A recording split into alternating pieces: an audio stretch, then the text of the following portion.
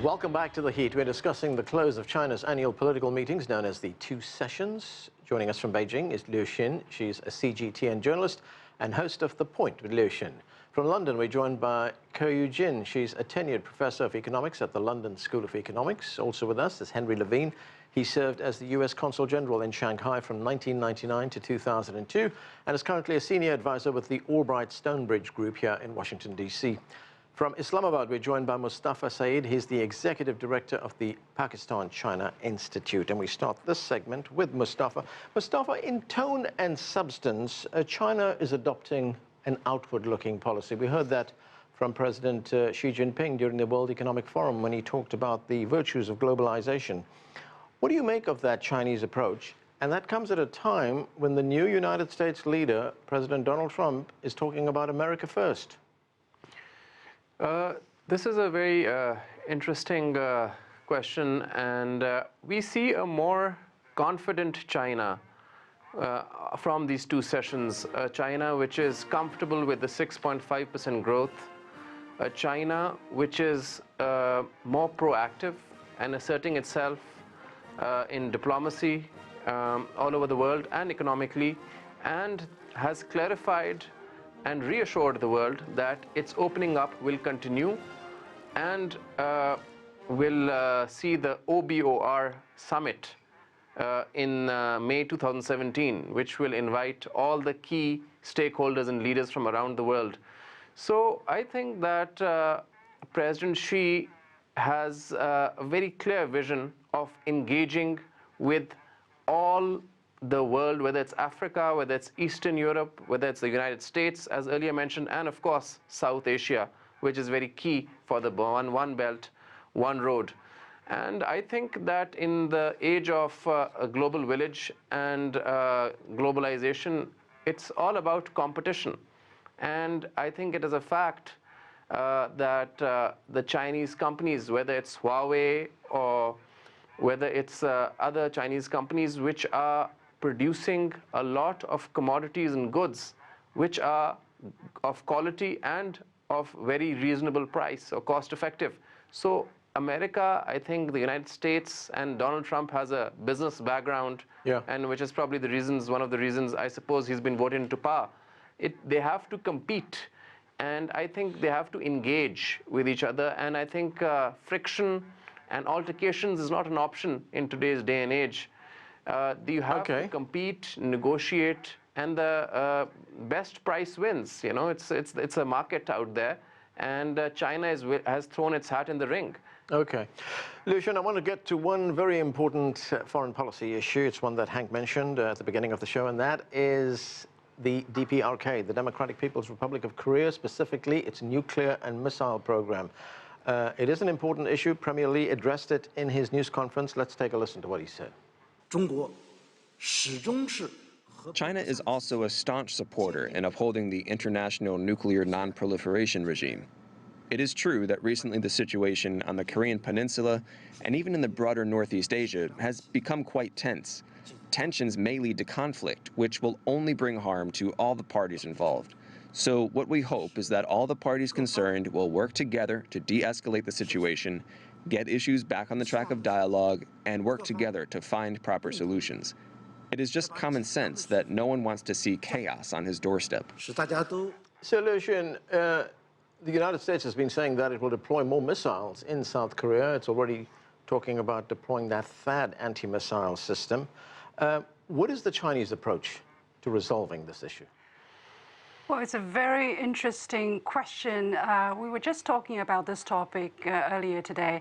And first of all, China has been imposing sanctions, if that is what the Western governments have been asking China to do and have been thinking that China has not done enough. China has joined the international, well, the other parties that are concerned in the DPRK issue and has been abiding by the UN resolution with putting sanctions on the DPRK. And Chinese Premier Li Keqiang made it very clear that China will strictly abide these resolutions. So that is the reality. Okay, that has to be clear first. But secondly, there is one saying in Chinese which we believe that you cannot leave no choice. You cannot leave people with no choice. That is just not the way to do things. For instance, if you really cut out all the aid China gives to the DPRK, who are going to suffer first? I doubt it's going to be the nuclear program. It's rather going to be the people who are already starving. So you really need to give people that little bit of light of hope, so that you can still talk to them and engage them instead of, really provocate them so that they will take extreme action.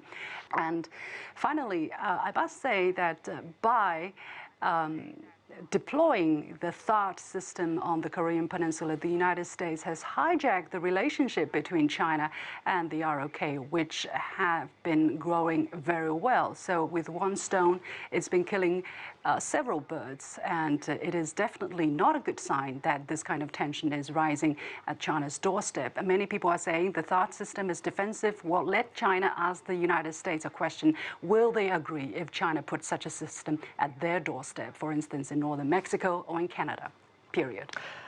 Hank, the United States' approach to this so far has been to talk about putting more missiles into South Korea, about deploying the THAAD system. Now, we have U.S. Secretary of State Rex Tillerson. He's going to be going through the region with stops in South Korea, in Japan, in China as well. No doubt this is going to be on the agenda. Will we see some movement on this?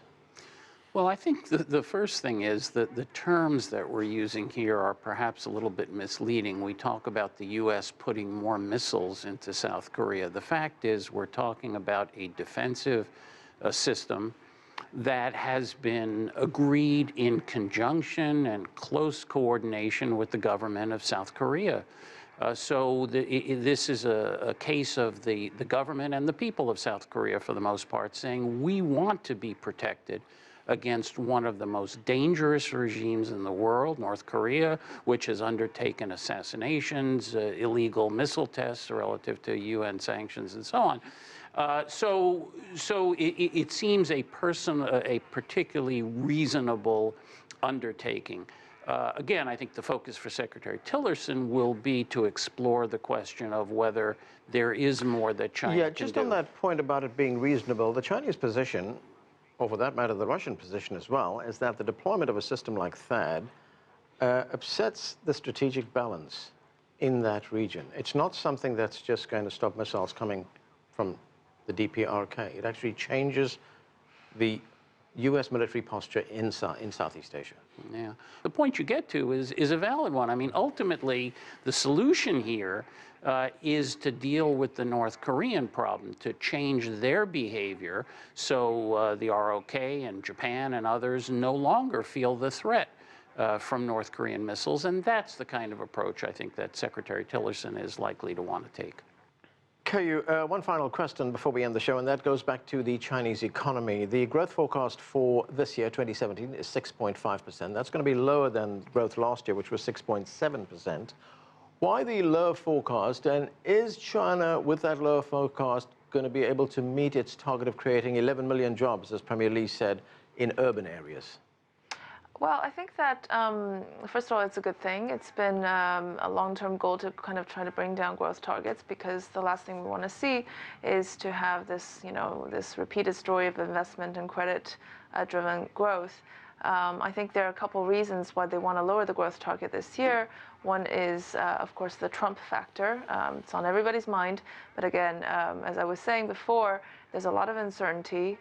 So the Chinese government is prepared for that. We don't know what the kind of consequences resulting from the U.S.-China bilateral relationship would look like. And second, excess capacity reduction is still very much on the agenda. Consolidation of, kind of large companies, energy, power, steel, coal, etc., are still charging ahead. And I think that with a monetary tightening to kind of stem this credit bubble and housing bubble potentially are some of the key factors for bringing down the growth target. And the government has been emphasizing a lot more on quality by raising consumption and etc. So I think these are all, on the contrary, positive moves. Okay, and that's where we have to leave it. Thanks to all of you for joining us.